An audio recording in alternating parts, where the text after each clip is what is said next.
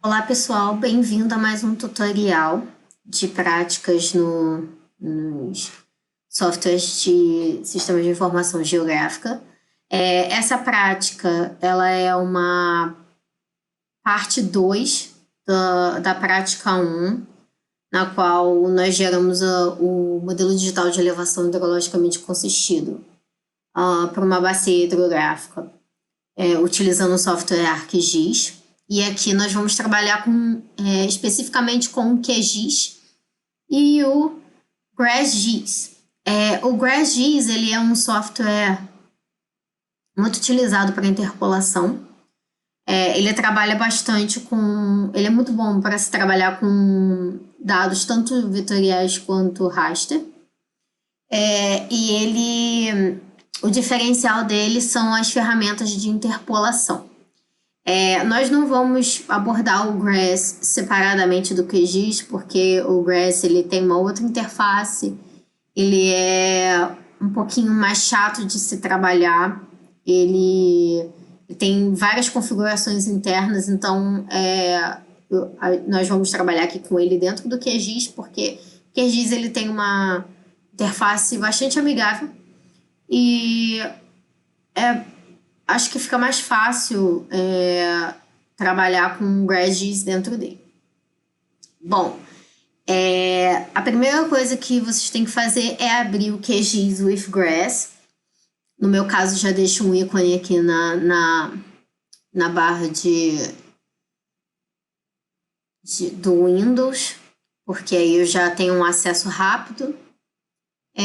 Vamos criar um novo projeto, clica aqui nessa paginazinha em branco. Abrindo o QGIS, pode ser que a barra lateral direita apareça ou não. Caso ela não apareça, vocês vão entrar aqui em processar, caixa de ferramentas, nessa engrenagem aqui, e vai aparecer essa barra. É importante que ela esteja habilitada, porque nós vamos trabalhar com as ferramentas de dentro do Grass, e é através dessa caixa de ferramenta que nós vamos conseguir acessar.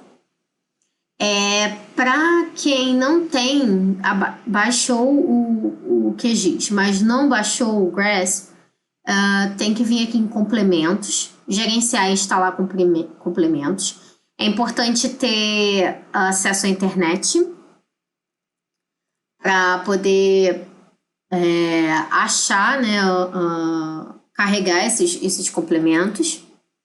E aqui dentro vocês têm que estar já com o Grass já habilitado. É só procurar o Grass aqui dentro, tá vendo? E vocês vão encontrar o Grass 7 aqui.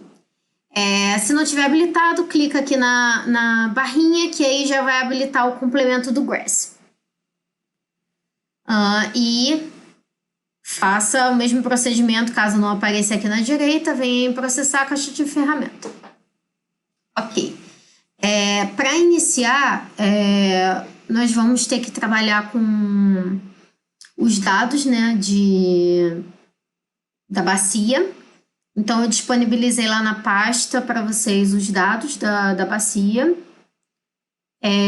principalmente os dados topográficos do IBGE e os dados de limite da bacia, do INDE. Para facilitar, eu já separei esses dados, então eu chamei uma pasta de entrada e de saída. A pasta de entrada são os dados já selecionados para a bacia hidrográfica, os dados topográficos, e aqui na saída onde nós vamos colocar as informações geradas aqui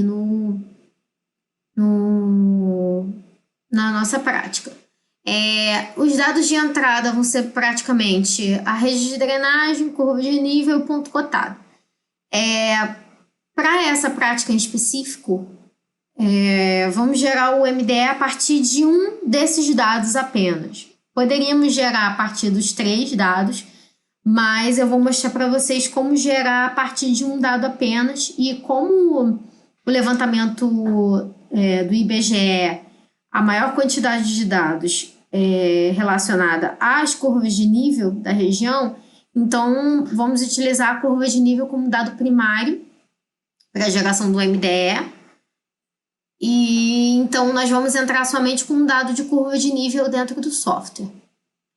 Então vamos lá, no QGIS, vocês vão clicar ou no botão aqui de adicionar camadas vetoriais, ou então aqui em cima em camada, criar nova camada, adicionar camada vetorial. Só clicar aqui nos 3 pontinhos e nós vamos procurar agora aqui a nossa pastinha da qual colocamos os arquivos. A minha pasta aqui no caso é essa aqui. Então, eu vou entrar com os dados aqui de curva de nível. Curva de nível shape. Adicionar. Tá vendo que já começou a aparecer? E agora nós vamos entrar com um polígono da área de estudo. Eu poderia já começar trabalhando com os dados já utilizados na outra prática, mas eu vou mostrar para vocês como é que seleciona, faz os procedimentos dentro do QGIS, porque lá a gente começou com os dados brutos e gerou os dados secundários para poder chegar até o MDE. E aqui nós vamos fazer a mesma coisa, iniciar dos dados brutos e chegar até o MDE. Bom, então o primeiro passo é selecionar a área de estudo, no nosso caso a bacia do Piabanha. Como mostrado no outro vídeo, a gente já sabe qual é a feição do Piabanha, essa feição aqui, né? Dentro da tabela de atributos, ela tem o ID, o identificador, que é o número 41, e isso é o que a gente precisa mentalizar no momento para poder selecionar esse dado aqui a partir do shape do Rio de Janeiro. Então, nós vamos clicar aqui com o botão direito em cima do arquivo, abrir tabela de atributo. Vamos organizar aqui, clicar aqui em cima para organizar de forma crescente os números e vamos procurar pelo 41. Confirmamos que aqui é a bacia do Piabanha, selecionamos ele. Veja que lá ele vai aparecer selecionado. A partir disso, clicamos com o botão direito de novo, aqui em cima do arquivo, exportar, salvar feições selecionadas como shapefile, o formato que nós queremos. Vamos lá na nossa pasta de saída e chamamos isso de limite da bacia. E aí é só dar OK e o limite já vai ser carregado. Temos o limite, então podemos já retirar esse dado aqui. Vocês podem retirar ele clicando com o botão direito remover camada, ou então clicar aqui nesse botãozinho escrito remover camada e vai perguntar se você quer remover mesmo, você dá OK. Bom, eu retirei aquele dado porque nós não vamos mais trabalhar com ele diretamente, vamos utilizar a bacia. E agora nós vamos fazer o recorte das curvas de nível para a bacia. Para fazer esse recorte, nós vamos utilizar a ferramenta de geoprocessamento. Ela está aqui em vetor, geoprocessamento, recortar. Lá no ArcGIS a ferramenta é o Clip e aqui é a mesma ferramenta Clip, porém traduzida para recortar. Então é sempre bom ficar de olho que no ArcGIS, como sempre está em inglês, para vocês não terem problema na hora de fazer a referência entre as duas ferramentas.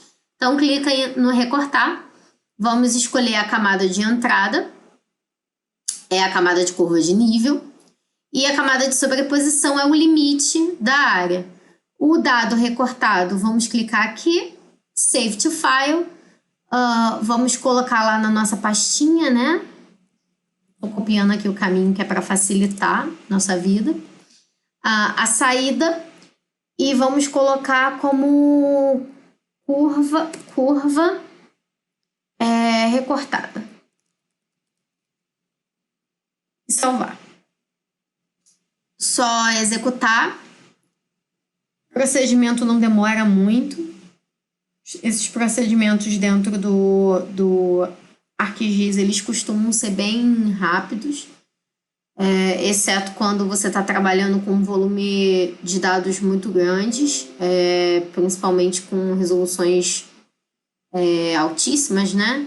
Imagens de sensoriamento remoto, dados que possuem um tamanho bem extenso. Bom, a ferramenta já funcionou. Então, agora nós temos já o nosso dado, que é a nossa curva recortada. De longe não parece que são curvas de níveis, mas se vocês aproximarem, vão ver que são as curvas de níveis para a região.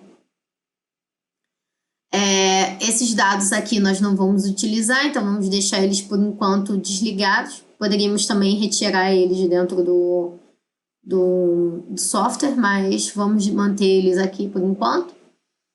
E agora, nós vamos começar a utilizar as ferramentas do GRASS.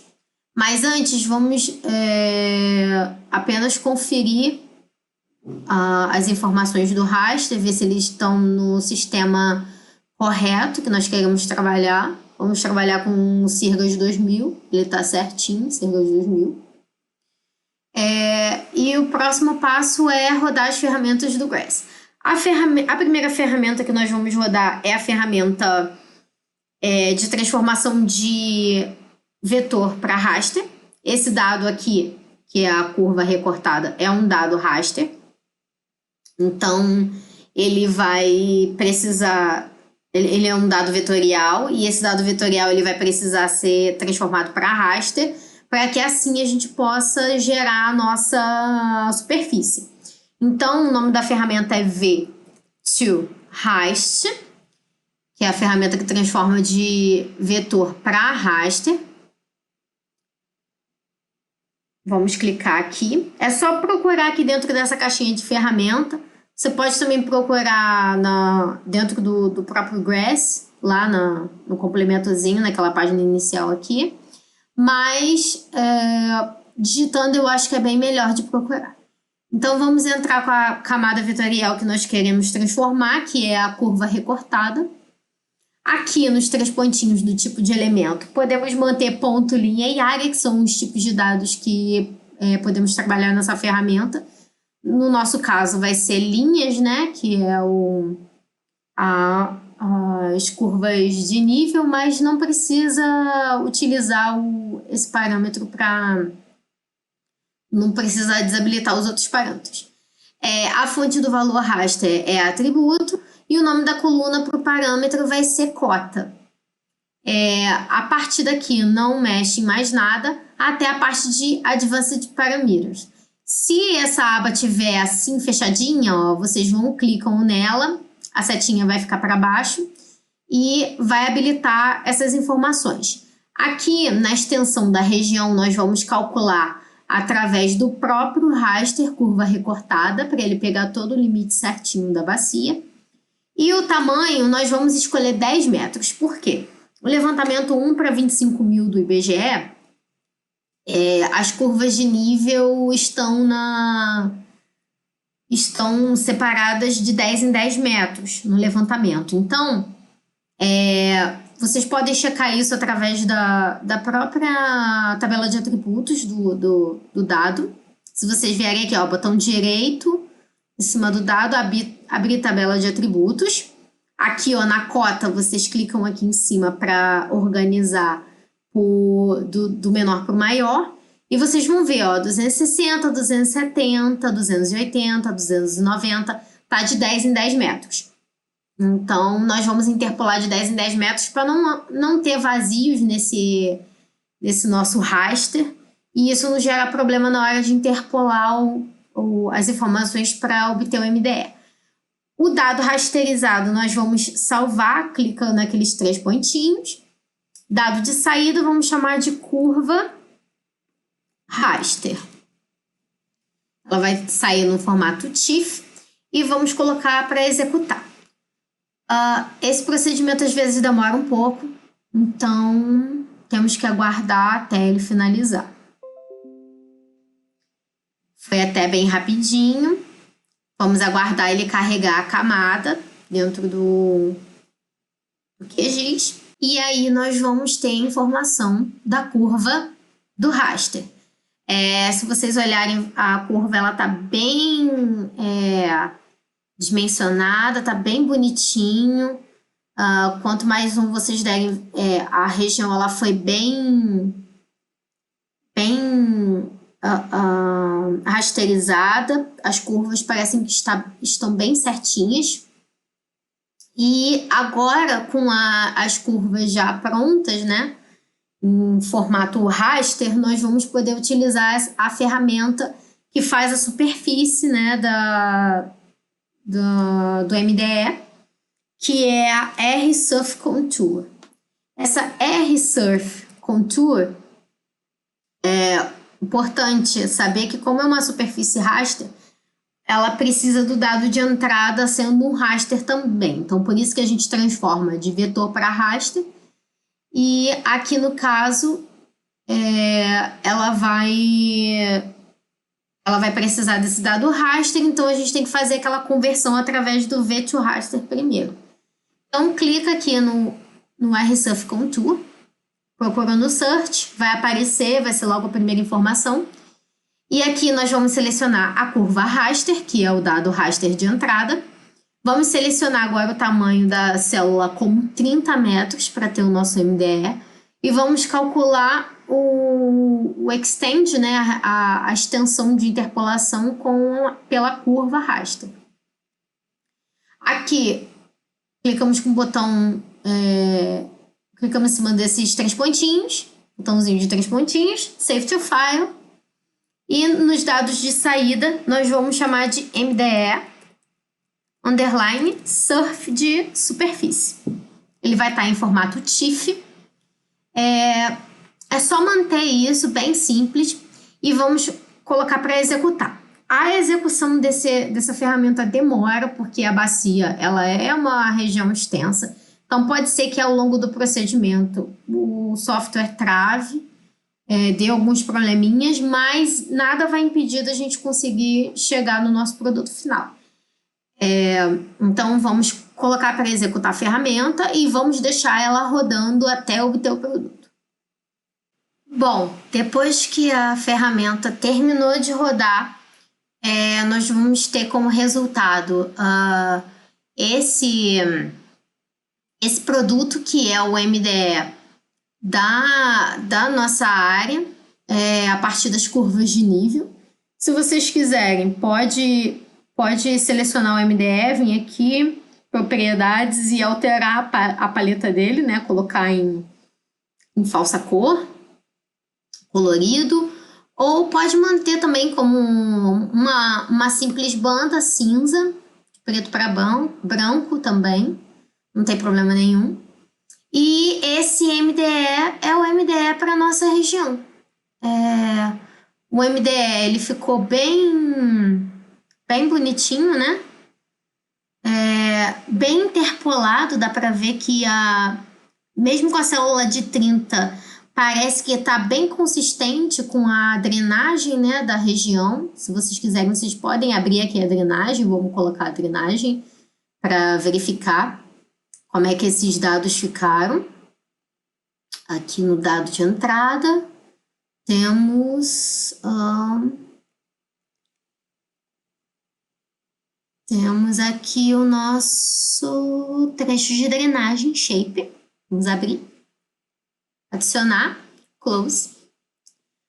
Esse trecho aqui nós não recortamos, né? Então vamos colocar o trecho já recortado daquela primeira prática.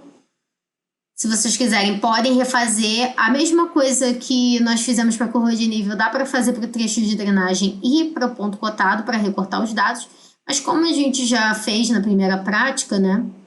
Então, eu já tenho aqui, salvo, da prática do ArcGIS, a drenagem já certinha, recortada. Vamos adicionar ela para verificar. Vamos até mudar a corzinha dela para azul, né? Para ficar consistente com a área. Esse azul bem forte, ficou até bem forte. Vamos colocar um mais clarinho, para não poluir tanto a visualização do dado. Vamos colocar esse azul clarinho aqui. E ok. Se vocês ligarem os dados, vão ver que, ó, pelas curvas de nível, ele realmente interpolou de uma forma bem legal, porque tá seguindo os padrões da rede de drenagem. Lá no ArcGIS, a gente tem no topo de racho um Enforce, né? Que ele faz a consistência hidrológica. Aqui, aparentemente, já está consistente esse MDE. Está seguindo exatamente os padrões da rede de drenagem, então está bem certinho. E para verificar, esse nosso dado aqui, ele não apresentou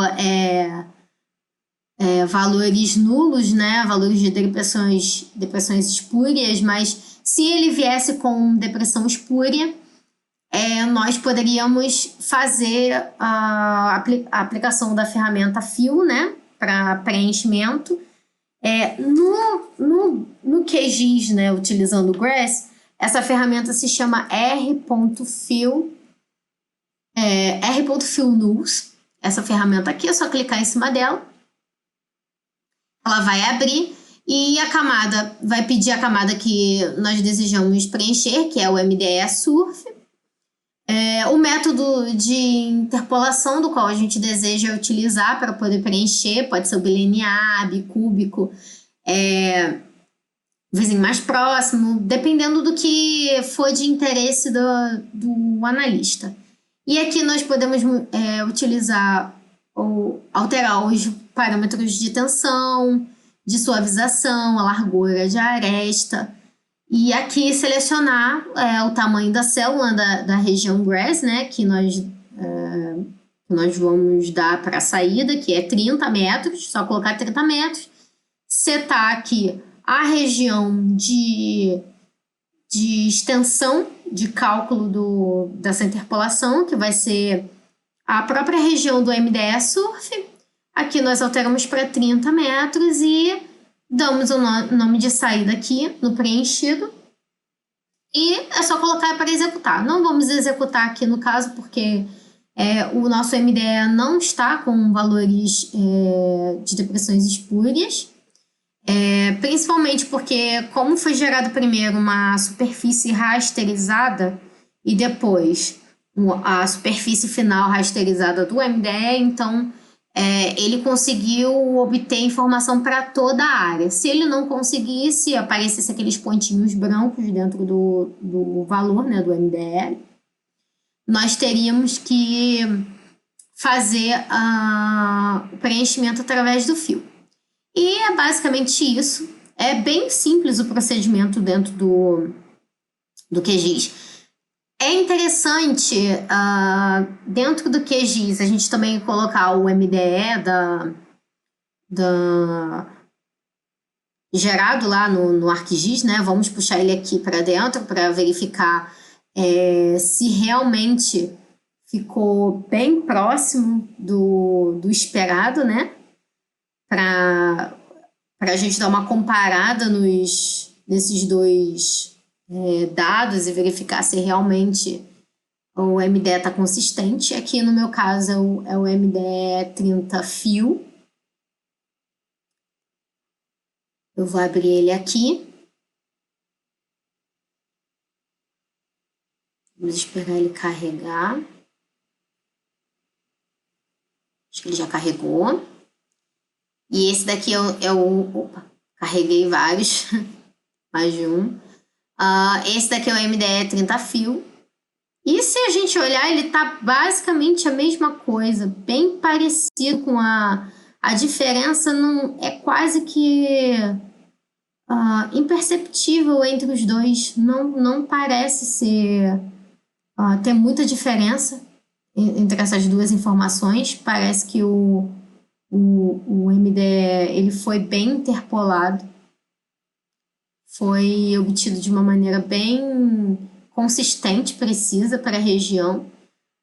Pode ser que quando formos calcular algumas informações do MDE dê diferença de elevação, é claro, porque são dois interpoladores totalmente diferentes. Esse interpolador aqui de superfície, ele é padrão de dentro do GRASP. Provavelmente é um interpolador baseado em trigagem, em IDW, algo desse tipo. Não é o mesmo do ArcGIS, que é o Anuden, né? Mas parece que está bem consistente. Eu vou até confirmar aqui se os dados são esses mesmo.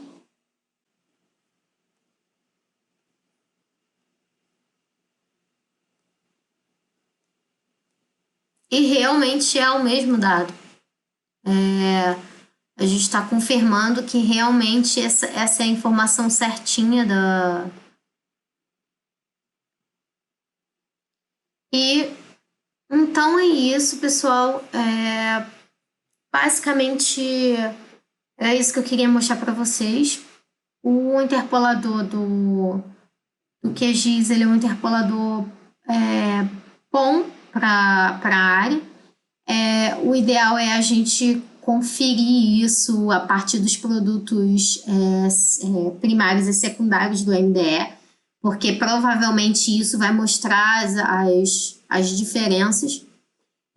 A diferença ela deu também, claro, um pouquinho ali nas elevações, se vocês compararem aqui os intervalos, tanto o primeiro quanto o segundo, eles estão com intervalos bem diferentes e isso pode afetar nas variáveis primárias e secundárias do MDE, mas acredito que não é nada que vai fazer muita diferença, não. Só analisando mesmo a partir da prática 2 e 3, como esses produtos seriam desempenhados. E é isso. Se tiverem dúvidas, consultem o professor. Podem me mandar também mensagem. Eu deixei o meu contato no documento, né, no material de apoio da Prática 1. E qualquer coisa, olhe o material, dê uma procurada na internet, tem muita coisa na internet. Eu também deixei algumas referências para vocês e é só vocês acessarem. E é isso. Obrigada e até o próximo vídeo.